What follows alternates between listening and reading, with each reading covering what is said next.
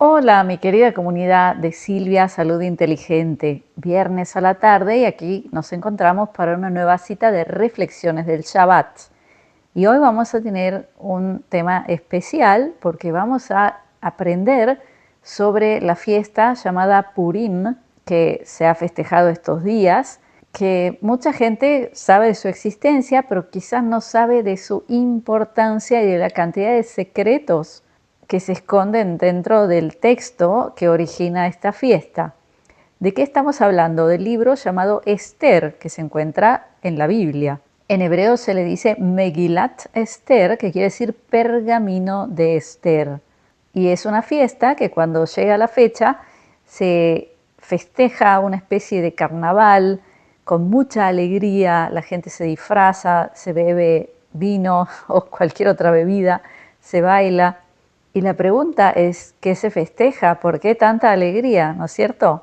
Y te invito a que te prepares una infusión, un café o lo que te guste, te sientes cómodo, cómoda, porque les voy a contar la historia y es realmente fascinante. Primero les voy a contar lo que cuenta el libro y luego vamos a analizar desde la perspectiva mística, espiritual, profunda, donde ahí están los secretos increíbles que los van a dejar con la boca abierta. Para entender la importancia de esta fiesta, primero podemos pensar en cuál es el día más santo para el judaísmo. Es Yom Kippur, que se traduce como Día del Perdón, pero que está mal traducido. Primero quiero contarles sobre la palabra Purim. La palabra Purim viene de la palabra hebrea Pur, que ahí vemos en la pantalla, que lo que significa es un objeto que se tira para generar una situación de azar, como por ejemplo puede ser tirar dados o tirar una moneda para que caiga una cara. Y la palabra Purim es el plural, porque en hebreo, por ejemplo, si yo digo la palabra gato, que es hatul, si yo quiero decir gatos en plural, lo que voy a hacer es agregar la im al final, voy a decir hatulim. Entonces, la palabra Purim es el plural de ese objeto que se utiliza para el azar. Y ahora, si volvemos a la pregunta sobre el día más santo para el judaísmo, que es Yom Kippur, se le dice también Yom Kippurim, o sea, Yom es día y Kippurim es el nombre de este día. Pero, ¿qué quiere decir realmente esta frase? Si lo traducimos literal, Yom Kippurim, como lo vemos aquí en la pantalla, aquí dice Yom, que es día, y que quiere decir cómo, y Purim, es la fiesta de Purim, o sea que el día de Yom Kippur se llama un día como Purim, es decir que se lo puede comparar en el nivel de espiritualidad y de importancia a Yom Kippur, ni más ni menos. Entonces, ahora vamos a la historia que aparece en la Megilat Esther, que es el pergamino de Esther. ¿Qué es lo que cuenta este libro? Y los invito a todos a que agarren sus Biblias y luego lo lean en español, por más que sabemos que las traducciones siempre tienen graves errores. Pero bueno, hoy no vamos a hablar de los errores de traducción, sino vamos a hablar en general del Pshat. Pshat, como ya les conté en varias ocasiones, quiere decir lo simple, el nivel simple, porque la Biblia no hay que leerla y entenderla solamente del nivel simple que es el Pshat, sino que hay que penetrar en lo que simboliza, hay que analizar ese texto mucho más profundamente para poder extraer los secretos que hay detrás del cuento literal. Entonces, ¿de qué cuenta esta historia a nivel de Pshat, a nivel literal? Habla de la época en la que había un gran rey en el imperio persa. En esa época el imperio persa era tan grande que se constituía de 127 países. En hebreo se dice Mi Odu at Kush. ¿Qué quiere decir eso? Quiere decir desde la India hasta Etiopía. Imagínense el tamaño del imperio persa, que es Irán de hoy. Y el rey del que se cuenta en este pergamino se llamaba Asuero. En hebreo se le dice Ahashvarosh, pero se lo traduce como Asuero. El rey Asuero al parecer era un rey inteligente, generoso, y al tercer año de su reinado, él decide hacer un gran banquete para celebrar su reinado. Y el banquete fue tan grande que duró 6 meses, 180 días. Imagínense la cantidad de bebida, de comida, la generosidad de este rey. Al banquete invitó príncipes, cortesanos, ministros de todos los 127 países durante 6 meses. Y no solo que agasajó a los nobles, sino que también agasajó a todo su pueblo. Durante una semana, en uno de los grandes patios de su palacio, invitó a todo el pueblo, del más pequeño al más grande, del más rico al más pobre, todos juntos agasajados durante una semana por el rey Asuero. Y cuenta la historia que durante el banquete, luego de varias copas, al rey se le ocurrió la idea de llamar a su esposa, que se llamaba Vashti. Él quería presentarla y mostrarla ante todo el reino porque era muy bella. Eso es lo que cuenta el pergamino de Esther. Pero al parecer, Vashti era una mujer de carácter fuerte y quizás no se sintió tan cómoda con la idea de ser presentada ante todo un reino y simplemente no apareció. Se negó a ir, se negó a cumplir con las órdenes del rey. Entonces el rey Asuero, muy ofendido, decide en ese momento que su mujer ya va a dejar de ser su mujer. Eso, por supuesto, ayudado por todos sus consejeros. Entonces se decide que Vashti no va a ser más la reina y hay que encontrarle otra mujer. Entonces tienen la idea de hacer un enorme concurso de belleza invitando a todas las jóvenes solteras, por supuesto, de todo el reino, todas las que quieran participar, para ver a cuál de ellas elegiría el rey como su futura esposa y reina. Y en esos mismos días, en la misma ciudad, que era la capital, que se llamaba Shushan, vivía Mardoqueo, un hombre judío, en hebreo se dice Mordejai, porque habían aún muchos judíos que vivían en el imperio persa. Y Mardoqueo tenía una sobrina llamada Adás. Pero también aparece, además del nombre Adás, aparece el nombre Esther. Si leemos en el pergamino vamos a ver que se llamaba Adás Esther. Su sobrina había quedado huérfana cuando fallecen sus padres y Mardoqueo decide adoptarla y criarla como hija propia. Y al parecer Esther era muy bella. Entonces se le ocurre a Mardoqueo la idea de que quizás ella podría participar en este concurso de belleza. Y así fue. Primero que la preparación para este concurso duró casi un año. Venían jóvenes de todo el reino, se alojaban en el palacio, eran tratadas como princesas, se les enseñaban modales, se las vestía con los mejores atuendos, etc. O sea que fue un año casi de proceso para llegar al día en el que se presentaran ante el rey para que él pueda elegir a su futura esposa. Y adivinen qué, cuando llega ese día, de todas las jóvenes que se presentan, el rey queda encantado con Esther, porque al parecer Esther no solo era muy bella, sino que era inteligente, de buen carácter, tenía mucha gracia, y eso cautivó al rey y decidió que esta iba a ser su mujer y la futura reina. Y en esos días había también un hombre, otro personaje muy importante en este cuento que se llamaba Amán. Amán era un hombre muy inteligente, muy ambicioso, muy político y dado que tenía todas esas cualidades logró trepar en la escala social hasta que llegó a ser elegido por el rey como el ministro más importante. Se convirtió en el número 2 del rey. Y cuando se convierte en un ministro tan importante, todo el reino se postraba ante él y le mostraba honores. Todo el mundo salvo un hombre que era Mardoqueo, Mordejai. ¿Y por qué Mordejai no se postraba ante él? Porque Mordejai era judío, era hebreo, y para un hebreo eso era idolatría, porque el único ante el cual hay que postrarse es Dios. O sea, tal como dice el mandamiento de no te harás ídolos ni estatuas y no te postrarás ante ellas. O sea, también un hombre con un puesto político puede transformarse en un ídolo y para el judaísmo eso es incorrecto. Entonces Mardoqueo simplemente no se postraba, se quedaba parado. Y eso le molestaba mucho a Amán. O sea, no importa cuánta riqueza, cuántos honores, no importaba que fuera el número 2 del rey, él no podía tragar el hecho de que había un hombre que no se postraba ante él.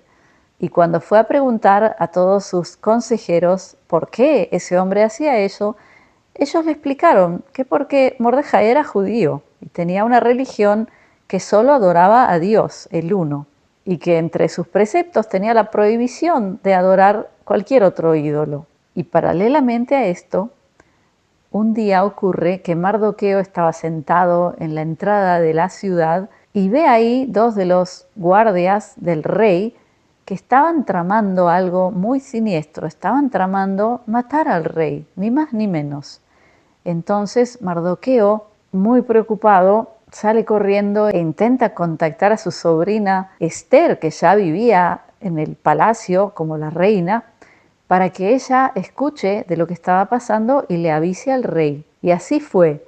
Gracias a que Mardoqueo se ocupó de que llegue a los oídos del rey sobre lo que estaban tramando, el rey fue salvado de ese motín que hubiera terminado en su muerte. Y volviendo a nuestro amigo Amán, que en hebreo se le dice Amán Arashá, que quiere decir Amán el malvado, resulta que Amán no se quedó tranquilo con el hecho de que había un hombre que no le rendía los honores que él creía que merecía. Y también él planeó un plan muy siniestro. Es decir, dado que odiaba tanto a Mardoqueo, él decide no solo dañarlo a él, sino exterminar a todos los judíos de los 127 países.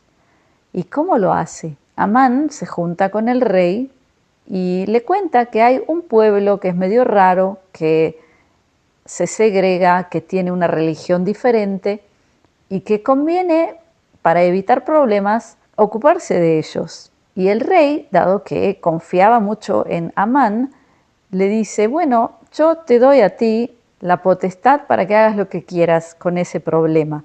Y le entrega su anillo real, que era una especie de sello, para que Amán pueda escribir decretos en el nombre del rey. Y lo que hace Amán es inmediatamente traer a cientos de escribas y dictarles un decreto que era que en cierta fecha tenían que matar a todos los judíos de los 127 países. Y él firma con el sello del rey y envían a todos los jinetes que vayan rápidamente a entregar esos pergaminos con ese decreto a todas las personalidades, a todas las autoridades de los diferentes países para que ellos se preparen a ejecutar ese decreto. Es decir, todos sabían que en cierta fecha tenían que matar a todos los judíos, incluyendo hombres, mujeres, niños, ancianos. Y por supuesto que el rey no estaba enterado de ello. El rey simplemente confía en Amán, que va a tratar este problema de alguna manera justa, le da su anillo, que es el sello, pero no sabía que Amán iba a hacer algo tan horripilante y sobre todo que iba a hacerlo en nombre del rey. Entonces comenzó a haber un lamento enorme en todas las comunidades judías, en todos los países, porque todos ya sabían lo que estaba por pasar. Y Mardoqueo, también sabiéndolo, comienza a deambular por la ciudad, se rompe las vestiduras y grita y clama de dolor sabiendo lo que iba a ocurrir. Y llega a las puertas del palacio y su sobrina se entera de que su tío Mardoqueo querido está en las puertas del palacio gritando, clamando. Entonces se acerca a él y Mardoqueo le cuenta a Esther sobre lo que está por ocurrir y ella se horroriza y entiende que tiene que hacer algo al respecto. Pero no era tan fácil que Esther pueda simplemente ir a hablar con el rey, porque en el imperio persa de esa época el rey era tan importante, era tan elevado, era una especie de semidios para ellos, que habían reglas muy especiales. Por ejemplo, no se podía simplemente ir a hablar con el rey, ni siquiera su esposa. La única forma de hablar con él era si él te llamaba, si él te hacía llamar. De lo contrario, si por ejemplo su esposa iba y se paraba frente a la puerta de los aposentos del rey, podían ocurrir dos cosas. Lo primero era simplemente que pierdas tu vida, porque ese era el castigo de aquel que osaba ir al rey sin ser llamado. Lo único que podía salvarte era si salía el rey y te tocaba con su cetro de oro, porque al tocarte con el cetro de oro, el rey te estaba diciendo, sí, yo acepto tu llamado y estoy dispuesto a verte y a escucharte. Pero eso era en raras ocasiones, o sea que cuando Esther se da cuenta que ella tiene que ir a buscar al rey y hablar con él, ella se da cuenta que va a poner su vida en peligro, pero de todas maneras decide hacer lo que es correcto, decide tomar el riesgo y sacrificarse por su pueblo. Además, en caso de que no lo he dicho hasta ahora, el rey no sabía que Esther era judía hasta ese momento. Entonces, cuando Esther va y se para ante los aposentos del rey, el rey aparece y efectivamente la toca con su cetro de oro y le dice una frase famosa, le dice, ¿qué deseas, mi reina? Y ahí en hebreo él dice, Bishvilech ad Hetzia Malhut. ¿Qué quiere decir eso? Quiere decir, para ti hasta la mitad del reino. O sea, no solo que no le molesta que ella acuda a él sin que él la haya llamado, sino que él le dice, para ti hasta la mitad del reino. Él es capaz de darle todo eso porque realmente la amaba. Entonces lo que le dice Esther es que lo invita a él y a Amán a un banquete. Pero ¿qué ocurre un día antes de eso? El rey sufre de insomnio, no logra dormirse. Y por eso él le pide a sus sirvientes que le traigan el libro que se llamaba Las Crónicas del Reino. Es decir, todo lo que ocurría en el reino era documentado en ese libro que se llamaba Las Crónicas del Reino. Y mientras le leían el libro, llegan al evento en el que Mardoqueo salva al rey avisando de que había un plan de matarlo, que había parte de los guardias que estaban organizando un motín. Y en ese momento, cuando escucha eso, el rey les pregunta a todos sus sirvientes, ¿y cómo se ha retribuido a este hombre por lo que hizo, que es salvarle la vida? Y ellos dicen, no se ha hecho nada. Entonces, al otro día, cuando amanece, el rey hace llamar a Amán, que era el ministro más importante, y le pregunta, ¿qué harías tú para darle honor a un hombre al cual el rey le tiene mucho afecto porque ha hecho algo bueno? Y Amán piensa que el rey habla de él. Entonces, él le dice, a un hombre así, yo le traería un caballo del rey, le traería vestimentas reales, lo montaría a ese caballo vestido de ropas reales y lo pasearía por toda la ciudad contando de sus hazañas y contando sobre el afecto que el rey le tiene a este hombre, porque Amán pensaba que eso es lo que él iba a disfrutar. Entonces, en ese momento, el rey le dice, me parece muy buena idea, ve a buscar al judío Mardoqueo y haz esto con él. Y el pobre Amán no pudo hacer más que cumplir con los deseos del rey, porque nadie podía objetar lo que el rey pedía. Entonces tuvo que tragarse su orgullo e irse a buscar a Mardoqueo, vestirlo de ropas reales, montarlo en un caballo real y él mismo pasearlo por la ciudad y alabarlo y contar todas las maravillas que tenía que decir sobre Mardoqueo.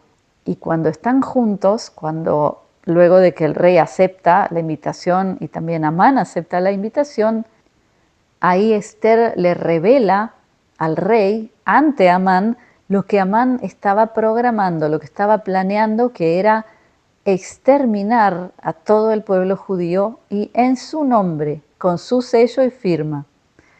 Y el rey se enoja mucho y Amán se queda totalmente sorprendido y hasta cae sobre el sofá o la cama donde estaba reposada Esther, lo cual hace que el rey se enoje aún más, que cuando ve la horca que el mismo Amán había construido para colgar a Mardoqueo, ordena que lo cuelguen a él y a todos sus hijos. Pero la historia no termina aquí, porque aún el decreto del rey de exterminar a todos los judíos de todos los 127 países seguía vigente, porque en ese momento de la historia, en ese imperio, un decreto no podía ser revocado. Entonces Esther le ruega al rey que haga algo al respecto. ¿Y qué es lo que hace el rey? Escribe un nuevo decreto sobre el decreto anterior, que eso sí se podía hacer. ¿Y qué decía este nuevo decreto? Decía que los judíos tenían derecho a defenderse ante cualquier agresor. Y eso era algo muy importante, porque en la situación anterior los judíos no podían ni siquiera defenderse, porque sabiendo que el rey había dado un decreto para que los exterminen, ellos no tenían ni derecho a defenderse. Pero ahora, con este nuevo pergamino decreto firmado por el rey, los judíos podían prepararse para lo que estaba por ocurrir y defenderse. Entonces, de nuevo, se llama a los escribas, se escribe el decreto, se mandan jinetes muy rápidamente a que lleguen a todos los países y entreguen a las autoridades y a todos los judíos este decreto. Y la historia termina con que los judíos vencen a todos aquellos que trataron de exterminarlos. Y por eso se decide que hay que conmemorar ese momento y en esa misma fecha festejar, hacer una gran fiesta, porque en vez de haber sido exterminados de los 127 países, salieron victoriosos. Entonces, luego de este relato bastante largo, vamos a analizar aquí a nivel metafísico, espiritual, lo que simboliza esta historia. Primero tenemos que analizar al personaje que es el rey Asuero. ¿A quién simboliza el rey Asuero? El rey Asuero simboliza a Dios, sobre todo a Dios y a la justicia divina. Porque, por ejemplo, si hablamos de lo que hizo Amán, que fue planear todo esto que él planeó y también querer ahorcar a Mardoqueo, él mismo construye una horca, pero justo la noche anterior el rey no puede dormir y se entera de una buena acción que hizo Mardoqueo y a través de eso cambia todo el destino. Entonces lo que entendemos aquí primero es que existe la justicia divina o ley de causa y efecto, de la que hablamos aquí mucho. Es decir, puede ser que tarde, pero nunca se le va a escapar un detalle a Dios. Entonces, si nosotros realmente tenemos fe en Dios, tenemos que saber que no tenemos que preocuparnos por las maldades que hacen algunas personas, saber que siempre va a llegar el momento en que se dé vuelta la situación. Y si hablamos de que se dé vuelta una situación, en la fiesta de Purim, uno de los conceptos principales es el concepto, en hebreo se dice hipuj, que quiere decir exactamente eso, que se dé vuelta una situación. Y hay otro concepto muy importante que se llama ad lo yada, que, por ejemplo, en los festejos de Purim, muchas veces se llama a la fiesta, se la llama ad lo yada. ¿Y qué quiere decir ad lo yada? Ad lo yada quiere decir hasta que no sepa o hasta que no tenga conocimiento. Y también dentro de la fiesta de Purim hay un precepto que dice que tienes que beber vino, por ejemplo, hasta que pierdas tu conocimiento. Ad lo yada. Pero, ¿de qué conocimiento hablamos? ¿De desmayarte? No. Esto está conectado con el conocimiento del bien y el mal. Y esto nos lleva y nos conecta con el Génesis. Porque ¿cuál fue el pecado por el cual se pierde el estado perfecto de armonía del paraíso? Se pierde por haber probado el fruto del conocimiento del bien y el mal. En hebreo, pri etz adat atov ve'ara. Es decir, que el momento en que perdemos el paraíso, es el momento que también se comienza a distinguir entre el bien y el mal. Pero cuando entramos en el estado de conciencia de Ad Lo y Adda, estamos perdiendo ese conocimiento, o sea, estamos fusionando entre el bien y el mal para recordar que no existe el mal. Es decir, que una situación que parece mala se va a dar vuelta en un momento y vamos a poder entender el bien que había detrás de ella o el bien que iba a traer esa situación, porque tal como vimos en esta historia, las cartas estaban tiradas, ¿no es cierto? Purim, el azar, los dados estaban tirados y parecía que el destino del pueblo judío iba a ser la exterminación, que iba a ocurrir un genocidio, pero luego la situación se da vuelta. El malvado Amán paga por todo lo que hizo y Mordejai se convierte en el ministro número 2 del rey y por supuesto que el pueblo judío recibe honores y puede seguir viviendo pacíficamente y ya nadie lo culpa por querer ser fieles a su creencia y a su religión y al Dios al uno, lo cual le molestaba tanto a Amán. Y aquí tenemos la siguiente conexión, que es que Amán representa las fuerzas del mal o Amalek, que siempre están intentando eliminar la fe en Dios, siempre están intentando separarte de tu adhesión al Creador. Y eso lo vemos hoy en nuestra sociedad más que nunca. Por eso es que Amán no podía soportar la presencia de Mardoqueo, que era fiel al Creador. No por casualidad le tenía tanto odio y desde ese punto encuentra el pretexto para generar un genocidio y exterminar a todos aquellos que tenían adhesión al Creador.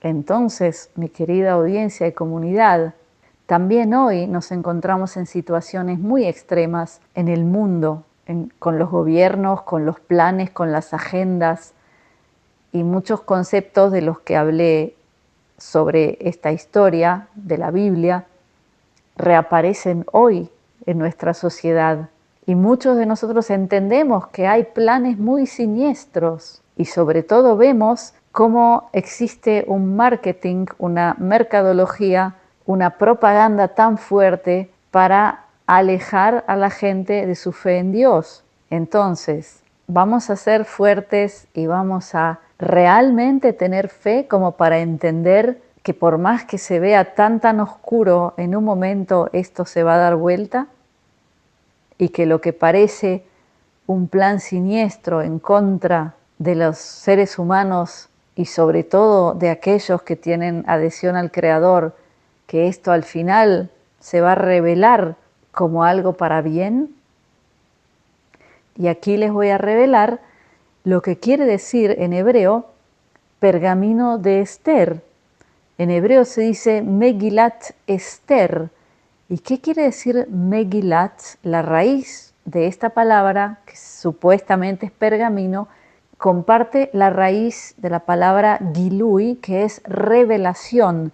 Y la palabra Esther, dentro de ella se encuentra la raíz Seter, que es secreto o algo oculto. Entonces, Megilat Esther quiere decir la revelación de un secreto o de algo oculto, que es la verdad de lo que hay detrás de todo lo que está ocurriendo. Y por último, el precepto más importante en la fiesta de Purim es la Simcha, que quiere decir alegría. En la fiesta de Purim estás obligado a estar alegre. Y ahora vamos a analizar de qué está compuesta la palabra Simcha, que es alegría. Y ahí la vemos escrita. Si damos vuelta a las letras vamos a encontrar una palabra muy importante que es Mashiach, que quiere decir Mesías. Es decir, que dentro de la palabra alegría tenemos a la palabra Mesías. Entonces, ¿acaso vamos a dejarnos deprimir? ¿Vamos a sentirnos mal? ¿Vamos a estar ocupados todo el día pensando en lo que nos quieren hacer las élites?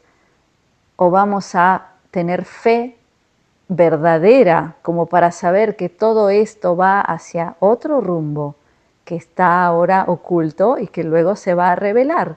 Y gracias a nuestra fe vamos a sentir mucha simja, que es alegría. Entonces, nada más por hoy. Les deseo que honesta y sinceramente puedan sentir adhesión al Creador y puedan tener fe que todo lo que está pasando tiene sus motivos que hoy quizás no entendemos, pero que en un momento se va a dar vuelta y la situación se va a transformar en algo que nos va a generar mucha alegría. Así que bueno, gracias por haber estado conmigo en este video tan largo. Les pido que comenten abajo lo que piensan de este libro, de esta historia. Los invito a que vayan a leerla en la Biblia. Y nada más por hoy. Los dejo con mi bendición, mi braja, de briut, que es salud, de shalom, que es paz, de ahavá, que es amor, y shefa shel dvarim tovim. Hag Purim Sameach.